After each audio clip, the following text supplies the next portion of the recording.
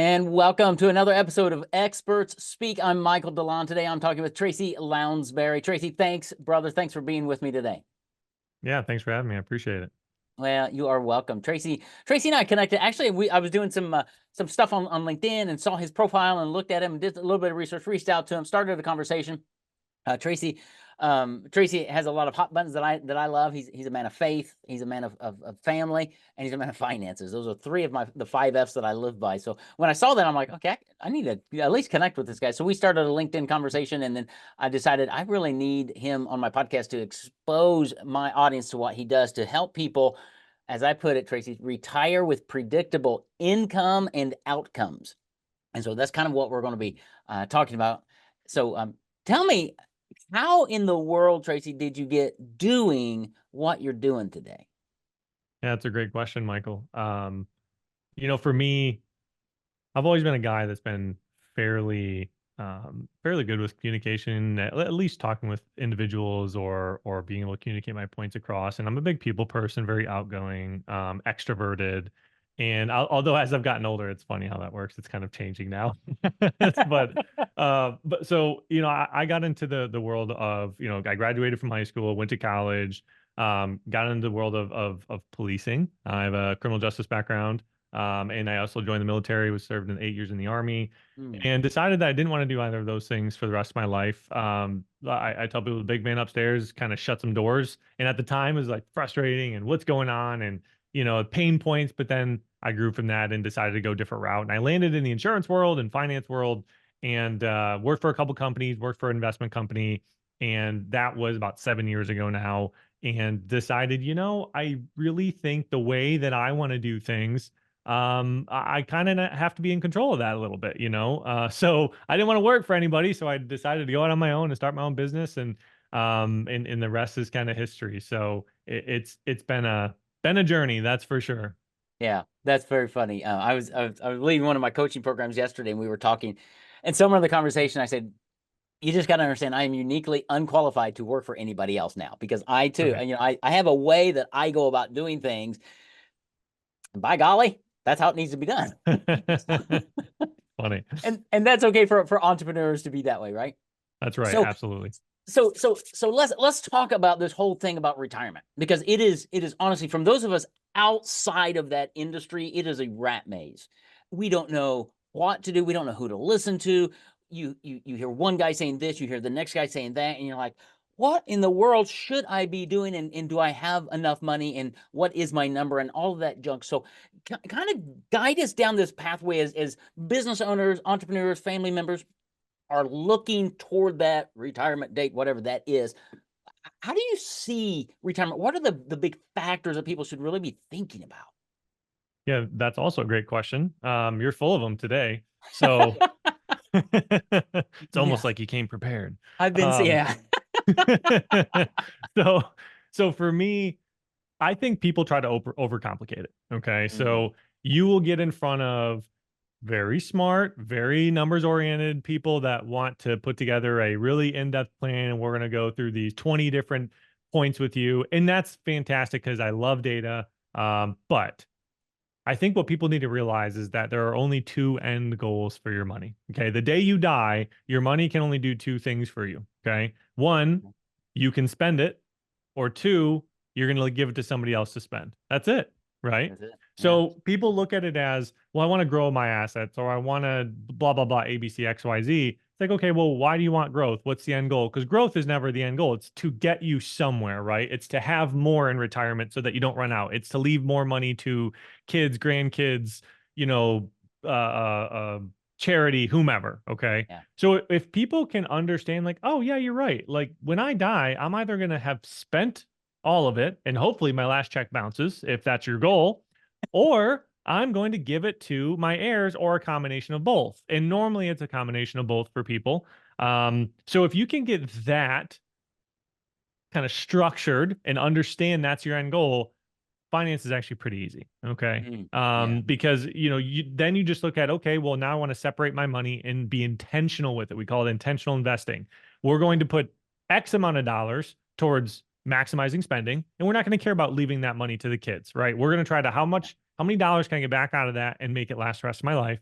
and then I'm going to take X amount of dollars and maybe make this more dynamic spending, inflation, whatever.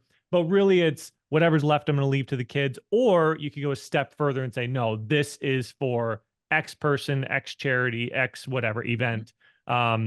If you can really be intentional that way, you don't really need a super in-depth complicated plan unless your situation is complicated and you're a serial entrepreneur and you've owned businesses and you have lots of different taxable accounts. Then yeah, that all matters. But most people aren't. Your average Joe's not. They're like, yeah, I got some 401ks, I got an IRA, I got a Roth, and I just want to make sure I don't run out of money. How do I invest it? Yeah. Yeah, and that's Simple. good. And do you find that that is probably like the number one um, question on people's mind is the I don't want to run out of money. Do I have enough? How do I preserve? And because it seems to me that, and I'm not a finance guy, but it seems to me like we spend 30, 40 years accumulating all of our money, our nest eggs, and our different things. Then we hit this retirement pivot, this delta to go, I don't have money coming in because I don't have my job anymore. So I've got to find a way to preserve this money for life to do whatever I want or spend it down. Do people, is that the mindset people have? And are they worried about the longevity of how long they're going to be in retirement? Michael, it's funny because you said I'm not a finance guy, but you just hit on the one major thing in finance is that pivot point, right? Mhm. And you actually use the terminology which we use, which is you go from the accumulation stage of your life to the decumulation stage of your life, right? And they're two very different investment philosophies and methodologies to use there. When you're accumulating assets, you're putting money in and you're okay with risk because you have time, right? Market, takes a dip, you are throwing money at it, right? You're always throwing money in retirement, whether it's 401k, IRA, whatever, as long as you're doing that, which if you're not, please do that. And now all of a sudden, okay, I'm 60 or 65 or whatever, wherever you're at and retiring.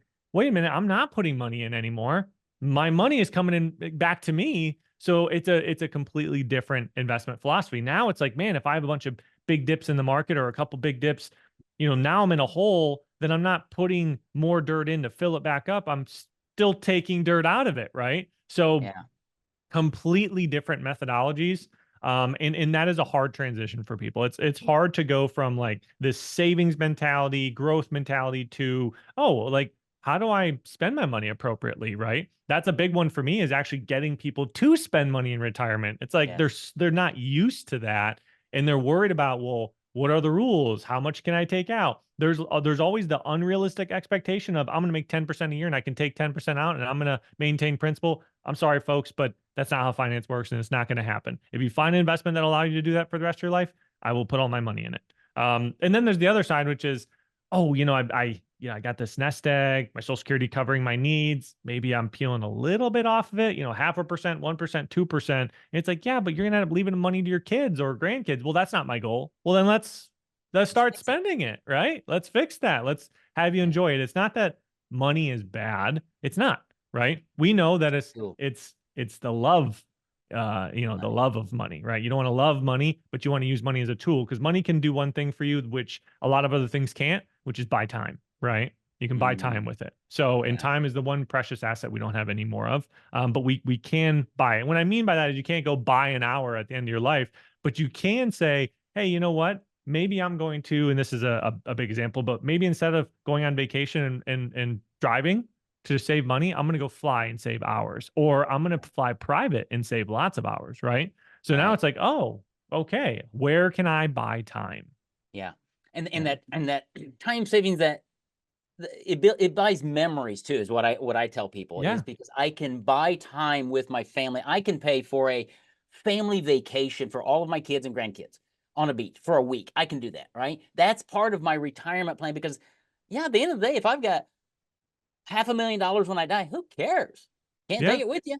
But Yeah. if I've got those memories, that's what lasts, right? Yeah. You don't know this. My dad was killed in a motorcycle accident back in 1987. So Mm, none of my family ever met my dad, right? mm, And but I as I live my life, I always say, well, Grandpa DeLon would say, or Grandpa. So I'm taking the moments and memories I had with him, and I'm bringing them into the present. And I think that's what money should be able to do with us. And when we hit those retirement years, or even start thinking about retirement years, we need to think about family. because at your funeral, you've been to a few funerals just like I have. Nobody says, well, rare is the day they say, well, he built 18 businesses and he had $4.2 billion That's in right. his. Nobody cares. Nobody cares. And unfortunately, all of the marketing we see around retirement is all focused on that because they're not doing what you just said is what's the purpose behind that, right? I've got a big toolbox. I used to be a mechanic years and years ago. And so I got my big mechanic toolbox, right? Full of tools. I got a crescent wrench in there. I've got wrenches and I've got a screwdriver. They're different tools. Yep. And they're all really good at what they're designed to do. And as you work with people, do you find that they come to you almost in a box because because they're ignorant like me, which is okay, Yeah, that's okay. Yeah. around, "Well, I have a 401k." Well, do you know that there are probably, what, a dozen things you can do inside of that 401k that helps you leverage? Do you find that a lot of education is needed for just the average person, even successful business owners? We don't understand all the intricacies of what you understand and how you can leverage and do things to help them get more tools. Absolutely. So addressing one thing that you said was ignorance. So a lot of people look at ignorance as is like, oh, it's this really like negative connotation. It's like, no, all of us are ignorant about something. Absolutely. Actually, all of us are ignorant about a lot of things. Most things. I would say most Most things, things, right? yeah. We're all a bunch of ignorant folks. But I know that sounds weird to say, but we are, right? So this is Yeah. why we want to lean on the people that, this is their expertise. Now, I will say I have worked with very novice, really don't understand finance all the way to, a recent guy I'm working with. He's got to be one of the smartest finance guys I've ever met. And not one of them have I not been able to provide some type of value to that has opened up their perception. Why? Because this is my full-time job, right? Just like when you were a mechanic, right? Yeah. You were probably a good mechanic because it was your full-time job. Maybe not. I mean, you're not doing it anymore. Right. Maybe that's not true. No, I'm kidding. So it's your full-time job. Lean Yeah. on the experts. We always tell people always have like a group, almost like your retirement team of experts. That's so important. But to go back to what you're saying, yes, absolutely. The perception there on what you can do, what you can't do, even when you're one of the most intellectual types of people and you've done your research and you've looked at this and you've looked at that, they always miss the mark on something, right? Yeah. They always miss the mark on something. And one thing I would tell people is that when you're working with somebody in the finance world, whether you're in the finance world or in your learning or you're a consumer looking and maybe looking to retire, one thing to make sure that you're doing is if somebody is not educating you without kind of you're getting like that sales pitchiness from them, Mhm. like that should be an alarm going off, right? Finance and really, in my opinion, everything in life, it should be educational, educational, educational, educational. Let me help you make an informed decision because you're the captain of the ship. I'm just helping navigate it. You got the wheel in your hand, right? You Yeah. can take my advice or not, right? That's the point. That's kind of the philosophy I have. And I love it because I try to consume knowledge at a rate that will make most people's heads spin because I hate not knowing things. I hate it. I hate not knowing things. It's also a little bit of a pride thing I'm working on, but I hate not knowing things. Okay. So for me, like I like almost overdo it sometimes. So Mhm. it's like there is a fine line there of paralysis by analysis, and then trust me, I know what I'm doing. I promise I'll help you. Like those are two bad things. They're the Yeah. middle. Find the middle. Yeah. And that's really good. And so another story that you don't know about, I don't know, 4 years ago, 5 years ago, I had a friend of mine, a female friend of mine, call me in the middle of the night, and ended up her husband just passed away from a heart attack. Oh, And I cleared my calendar, went over, started serving her and her family, and realized they had done like no real financial planning. He had a wow. 401k from his company that had worked at for 40 years. Praise God for that. But she had been a homeschooling mom for 22 years. And she looked at me, she says, Michael, I don't want to go get a job. And the burden was on me. And so I had to work with our financial guy and her to get her to the point where she finally went, okay, I now know, and this is her speaking, I now know that I have enough income every month guaranteed for the rest of my life. I never have to worry about working or paying my bills. That's all covered. Anything else I get is just kind of a gravy. and life's going to be okay. Thank you. Yep. And that was a revelation for me that I think, and I love your perspective. You don't need millions and millions and millions of dollars to retire well. Depends on what you're going after, but it's that knowing that that paycheck's coming in every month for as long as I'm going to live. I've got enough to cover all of my stuff. Now the rest is kind of gravy per se. Is that a fair summary?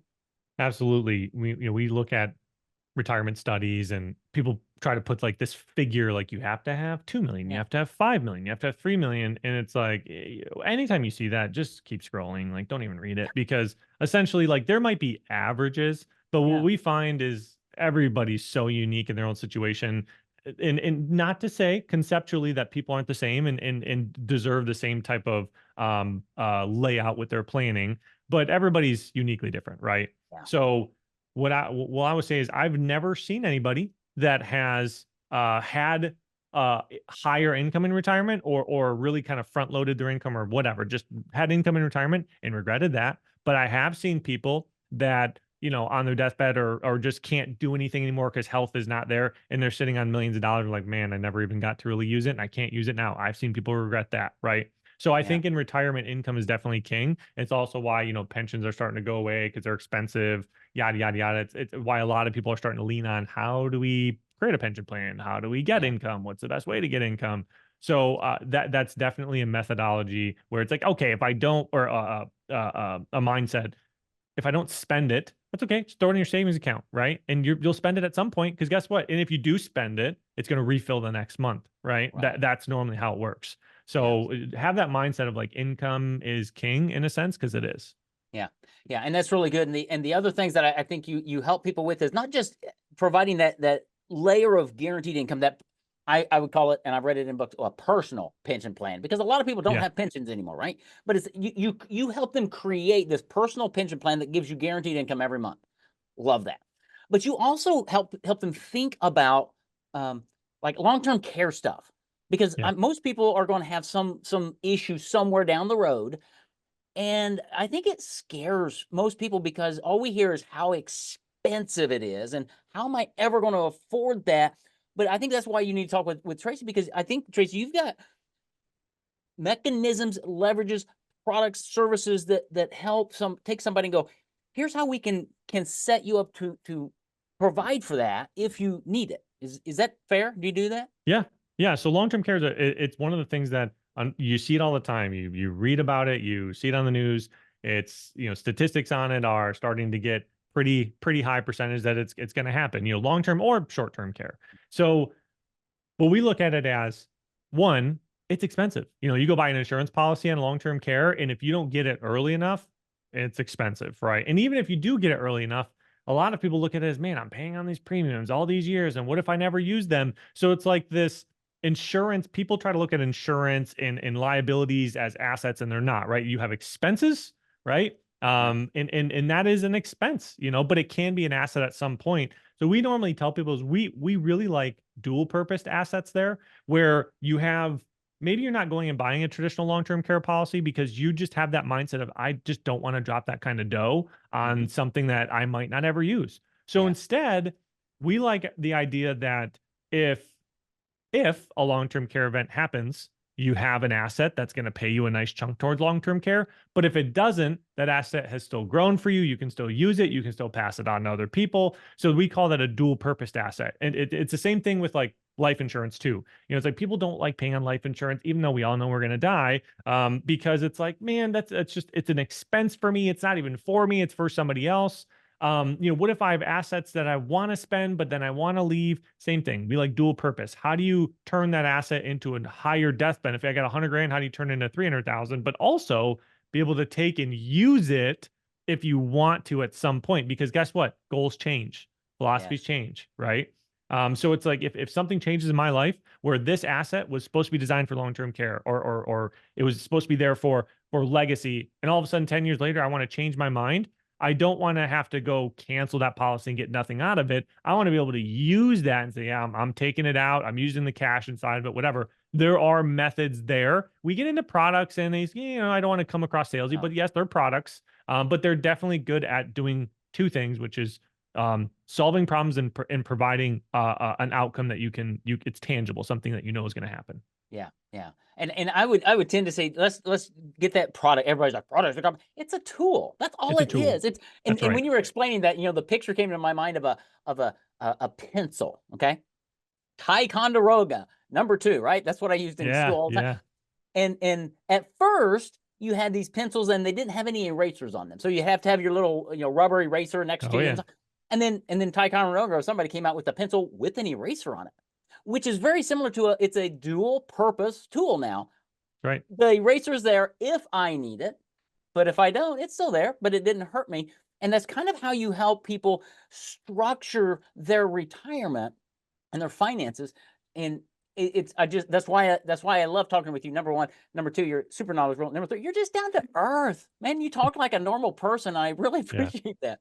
Um, what when loaded question. When should somebody really, really start reaching out to you and planning the retirement? Who's like your sweet spot? Is it my 26-year-old son, or is it like a 58-year-old guy like me to go, well, I mean, when? Yeah, it's a great question. So and this has to do with my business model, my methodology, what I focus on, my niche. If you're within 5 to 10 years of retirement or already retired, those are our clientele. So my average client's probably around 65-ish. Mhm. But we have clients that are in, 55, 5 years away from retirement, 10 years away from retirement, and they just want to start maybe peeling back on some risk, maybe building out some guarantees in their portfolio, whatever it may be. Yeah. That's my type of client. Then also, you're already retired. Maybe you had a plan put together and maybe there's just some doubt there as to if it's the right plan for you. Are you missing out on something? And you just want a second opinion on things. We do that as well. So really, again, super educational. We just do reviews and say, okay, here's the hole, here's a gap, here's an issue, here's a problem, and here's how we think you could fill it. And then ask us questions. It's pretty simple. I love it. I love it. Well, where do people go, Tracy? This has been super helpful. Thank you. I want to point people to you, to your website link. How do people take that next step and just learn more about you, your company, your family, and how you go about doing things, and maybe set an appointment and have that conversation or that review? Where would they go? Yeah, so we have a website, and my company is Up North Retirement. So you can go to upnorthretirement.com. There's a contact form there if you want to fill it out, and we'll reach out to you. Also, our numbers on there, so feel free to call us, and our email. You can feel free to email us. Email at info@upnorthretirement.com. And then I am a big fan of educating the masses. So I not only educate consumers, but I also educate advisors on some niches that we do. So you can also follow me on LinkedIn. Just type in Tracy Lownsberry and you will find me on there. I try to put out as much great content as I can, and really just help educate people with just nothing that you'd need no sales pitch, just Yeah. pure education. That's awesome. Okay, I'm going to make sure, Tracy, we've got those in the show notes because our audience are business owners and they're running around doing things, listening to this on their phone. So go to your show notes, upnorthretirement.com. Love the simplicity of that domain, by the way. So go just learn about Tracy, his company, his DNA. And if you're anything like me, that will resonate with you first, because it's always, Tracy, one of my marketing strategies and philosophies is people buy who you are more than what you do. And I Right. think that was one thing that made you bubble up, as I was doing LinkedIn and things, is it's who you are. And I want people to know that you're one of those rare breeds, right? That you can trust. You're a man of faith. You're a man of family. And just go talk with him. Let him educate you. Get some good counsel and show him what you got. And he will just guide you and direct you and educate you and help you understand the best ways to plan for your retirement, so that you can have predictable income and outcomes as you go into retirement for using the tools that God's given you in your toolbox. So, Tracy, man, thanks for being here. Thanks for being my guest. Thanks for doing what you do the way that you do it. I think it's refreshing. I really appreciate that. I really appreciate you. Thank you, Michael.